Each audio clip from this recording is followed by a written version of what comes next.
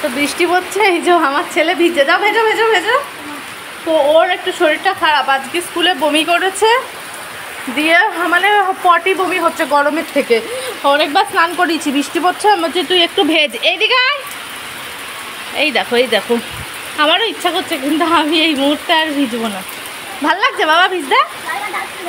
না না, আমি ভিডিও তুলছিলাম তাই রাখলাম। যাও তুমি এইখানে নেচে নেচে ভেজো। তো শুনছে না, ও বারবারই সেই ওই জায়গায় চলে যাচ্ছে, ওই জায়গা থেকেই দাঁড়িয়ে দাঁড়িয়ে ভিজছে।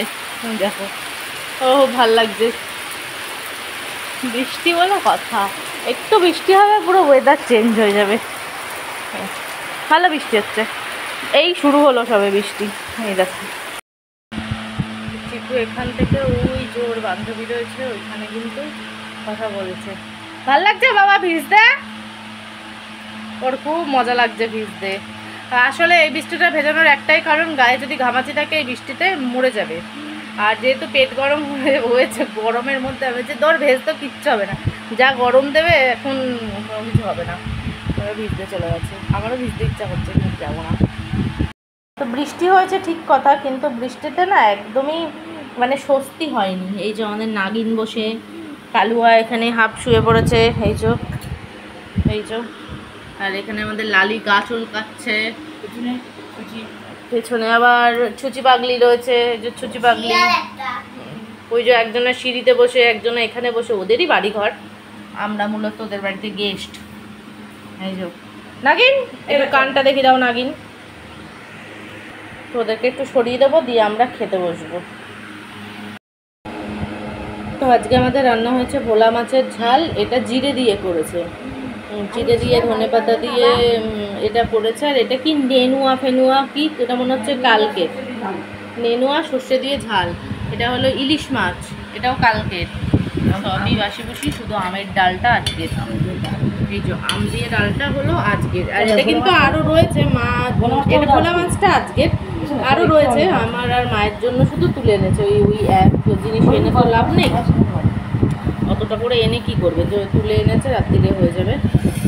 আর এখানে হলো ভাত, গরম চা তোলা হয়েছে, ও বাবার অফিসে কাউকে একজনকে দেবে, করে গরম চা। গরম, আমি তো মরে গেলাম। চলো চিকু রেডি, আমরা এখন ওই বাড়ি যাবো। 100 ডিগ্রি পড়বে, ভাবো কি হবে। ওর এখন চিন্তা যে গরম যখন 100 ডিগ্রি পড়বে কি হবে, ফ্রিজে ঢুকে বসে থাকবি তুই। 50টা এসি লাগাতে হবে ঘরে। তো আমরা এরপরে টোটো পেয়ে গেছি, টোটোতে করে যাচ্ছি। বৃষ্টি হয়েছে কিন্তু গরম এক ফোঁটাও কমেনি।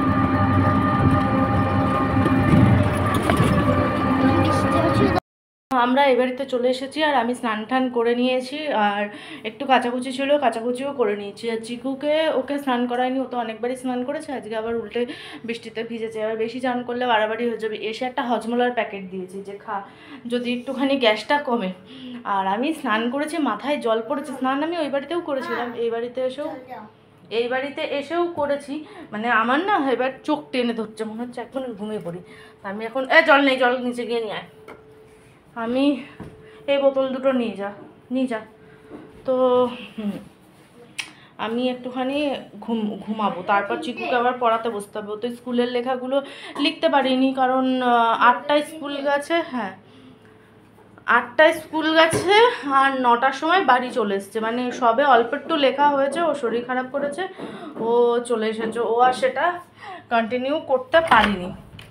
হজমোলা খাচ্ছে না, হজমোলাটা একটু ঝাল, যেগুলো একটু ঝাল হয়, একটু অন্যরকম হয়, সেগুলোতে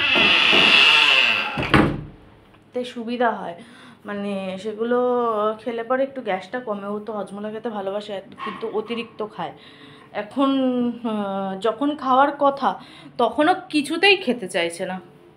এখন বাজে হলো রাত 9টা, চিকু এখন ঘুম থেকে উঠে গেছে, পটিতে পড়তে বসেছিল ছেলে আমার, পড়তে বসলো। আমি দুটো ডালের জল দিয়ে অল্প দুটো ভাত খাইয়ে দিলাম, তারপরে গেছে পটিতে। ওই যে আওয়াজ পাচ্ছ, ও এখন ওখানে গেছে। ওর শরীরটা খুব একটা ভালো নেই, আর আজকে এই ব্যাগটা ওকে নতুন বের করে দেওয়া হয়েছে। জন্মদিনে অনেক কটাই ব্যাগ পেয়েছিল, তার মধ্যে এটাও একটা। এই যে নতুন ব্যাগ। আসুন স্যার। এখন বাজে রাত্রি 11:30। এই যে ছেলে আবার নিচে পড়তে বসেছে, আর ওর বাবা এই যে বিছানা করছে, ওই একখানা জুতো বের করলো। এই যে বিছানা বালিশ সমস্ত কিছু এইখানে ভর্তি ভর্তি রয়েছে। এটা হলো রাত 11টার সময় পড়া স্টাইল, সুন্দর একটা স্টাইল।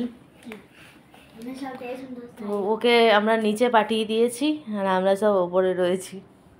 এই যে বেচারা পড়াশোনা করছে, কলেজে পড়ে তো, শরীর খারাপ হয়েছে। কোন কলেজে পড়ো খোকা? তাহলে কিসে পড়ো? স্কুলে?